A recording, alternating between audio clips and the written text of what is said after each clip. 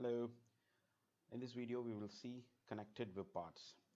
Connected web parts are nothing but displaying a list in a web part based on a selection from another web part from another list web part. So basically, you're filtering the second web part based on the selection from the first web part.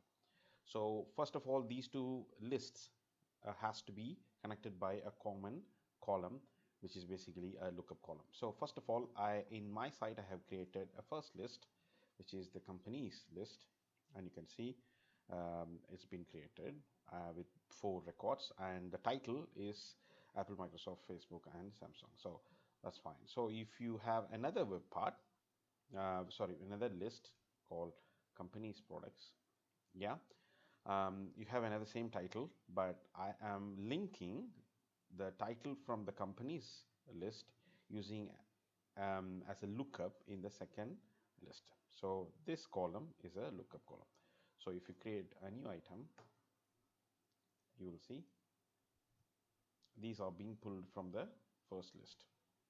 So yeah, so you very well know. I'll just quickly show the settings, list settings. Which company is the column? It's the type lookup column. So you go ahead and see the list information is coming from companies list, and the column we are displaying is the title column. Okay, very obvious. Okay, that's fine.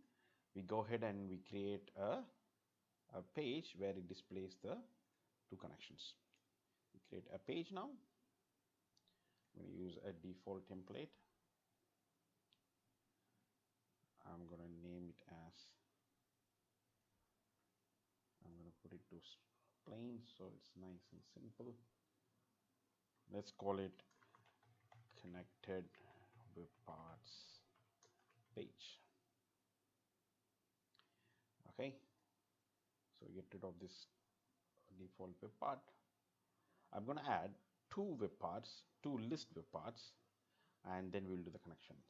The first is the list web part. Find the list web part. Okay, we choose the companies one, and we'll choose another one, another list web part, and this time we will choose the company products list.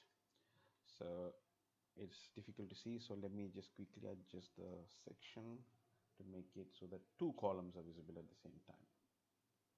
Right, I'm going to move this over here so you can see, compare side by side.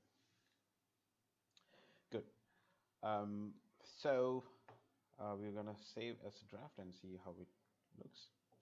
So this is the companies and this is the company products list. So if you select, nothing is going to happen, because why? We didn't make a connection and tell the web parts which you want to filter. Okay, then let's edit the page again. Oops. Okay, go to the second web part where you want the filtered items to show. Yeah, edit the web part, go back here, and there is something called dynamic filtering. That's the new terminology from Microsoft. It is always being called as connected web parts, but now they're calling it as a dynamic filtering. So whoever doesn't know, both are merely the same thing. So turn it on, and the first one is column in company's products to filter. So which one in the list, in the second list, do you want to filter against? So this is the column you want to filter. So the which company is the column.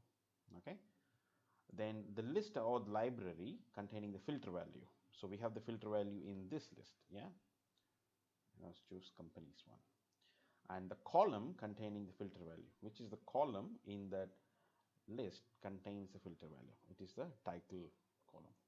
So I'm going to choose title, and that's it. Apply, and let's publish this. Okay, so we're gonna select Apple, and it shows two Apple products. We're gonna choose Microsoft.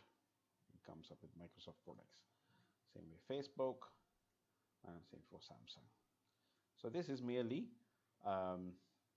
connected web parts. So this level can go down to another layer.